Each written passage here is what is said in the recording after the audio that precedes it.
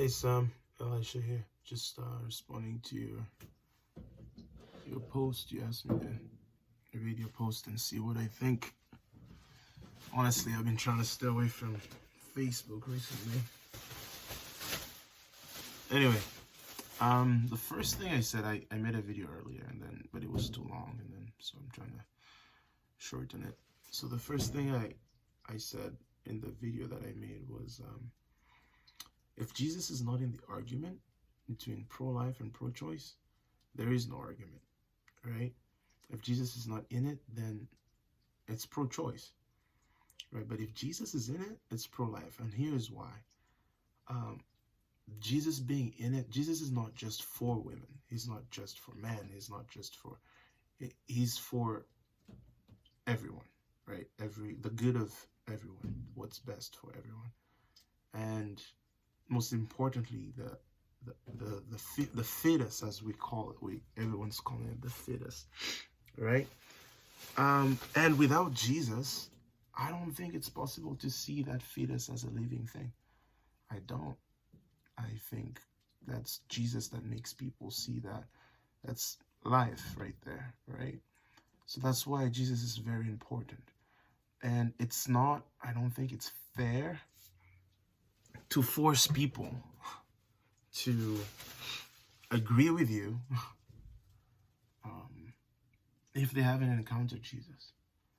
Because if they haven't encountered Jesus, it's like us skipping the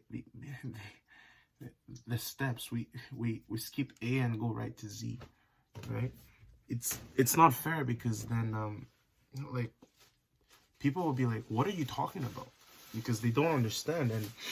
And the only person that can help society, people, understand good morals is Jesus. It's not me, it's not you, it's not the pastors, is Jesus himself. Yeah, so that's my point number one. And then point number two is, okay, how can Jesus be involved personally, right? So that's why we preach Jesus to people everywhere. And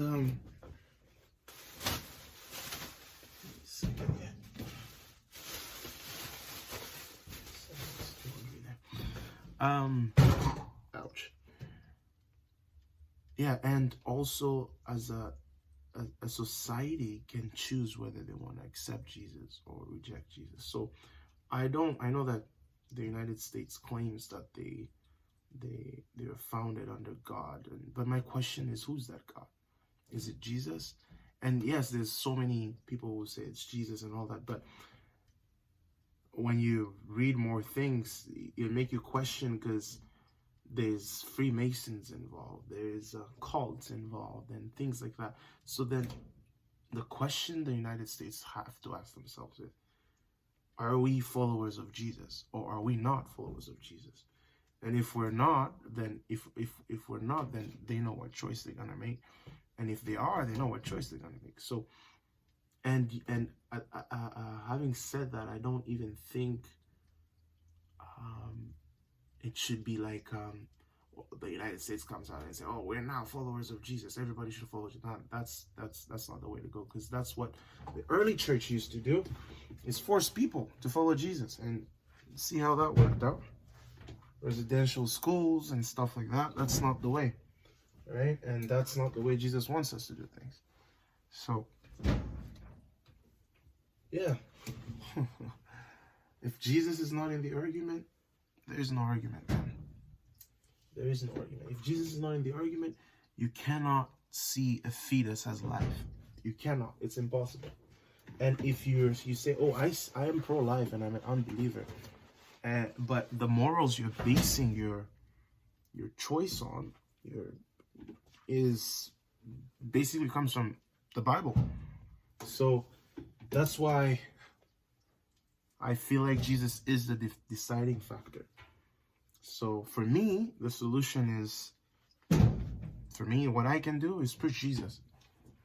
And when people encounter him, then he will help them do what he wants them to do. And yeah, but I can't make anyone do anything good. So those are my thoughts. And without going too much into it, there was one more thing that I wanted to say. Like, for me, like, in terms of when people are commenting and saying, it's a fetus, and it's not a living thing. And for me, that's a deception, because, and you don't have to agree with me, that's a deception, because you see that sort of method of thought, or that way of thinking, even in wars, right? A superior group, like, for example, I'll use the war in the Congo.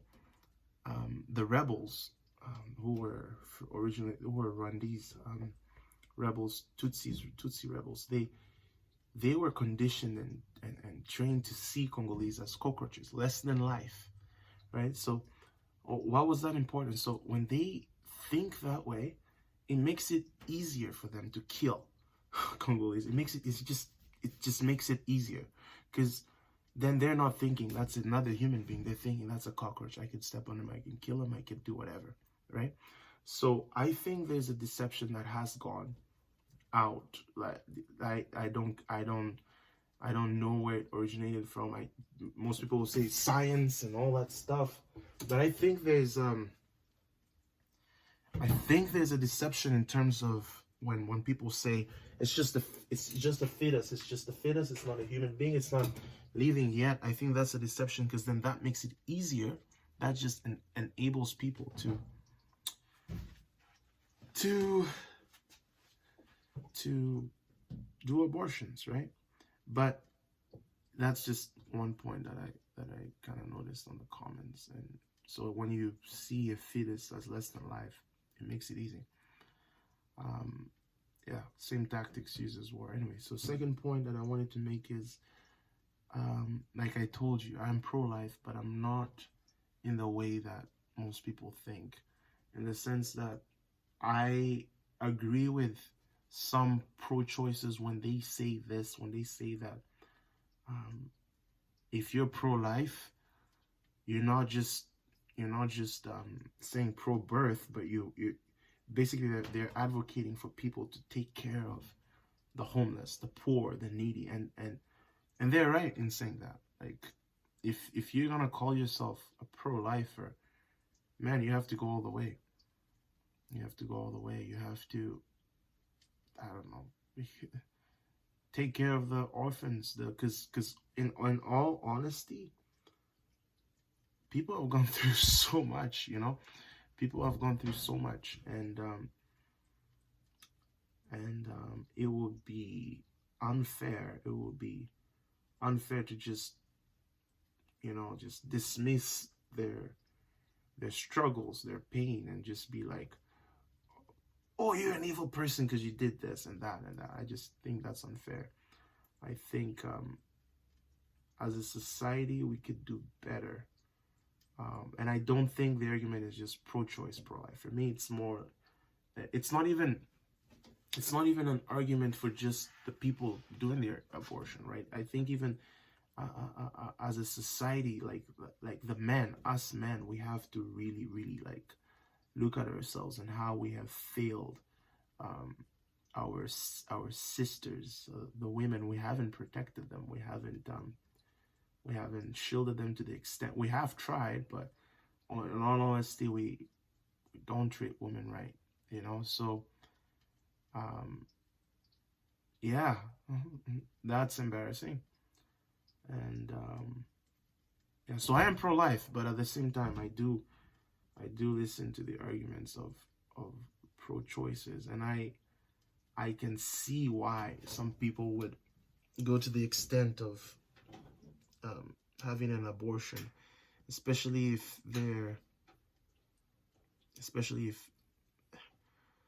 they didn't want it, but at the same time too, I also want to say this, like, I think it's, I want to say travesty. I don't even know what that means. I think I know what it means, but I don't really know what it means. But I think there's another, I don't even know what word I can use. Anyway, what was the thing I was going to say? Oh, I'm fumbling my words here. Lord have mercy on me. I gotta think about it. I don't want to edit this video. You know, I just want to make it one video and done.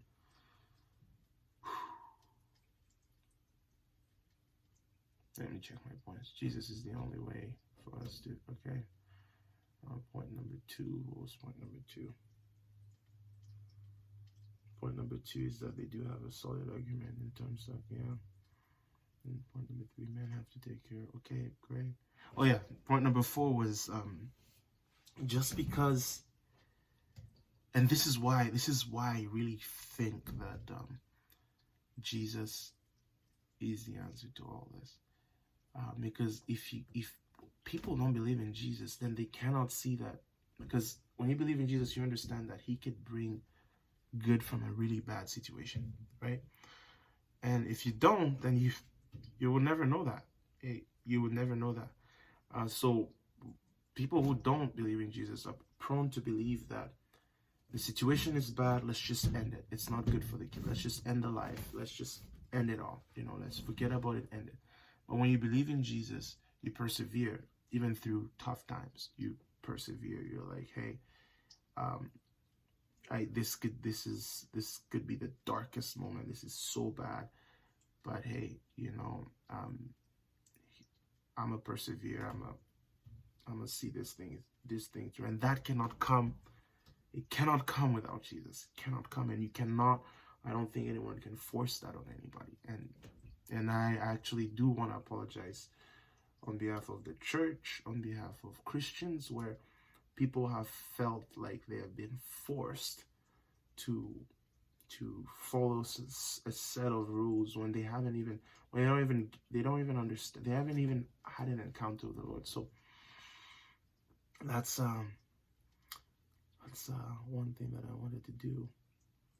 Yeah, but yeah, even after saying that, I just want to encourage people, like, no matter how tough a situation is, God is able to just change it up, to like turn it around. So yeah, I don't know if I actually made sense in this video. I didn't prepare any notes or anything like that. I just made it spur of the moment. And yeah, God bless you all. And remember, just live by these 2 laws. Love God, love your neighbor as yourself. That's it. And yeah, I think I said everything I wanted to say. I'm just gonna check, make sure I got all the points across. Da-da-dum, da-da-dum, da-da-dum. Anything else? No, that's it. All right, God bless you guys. Peace.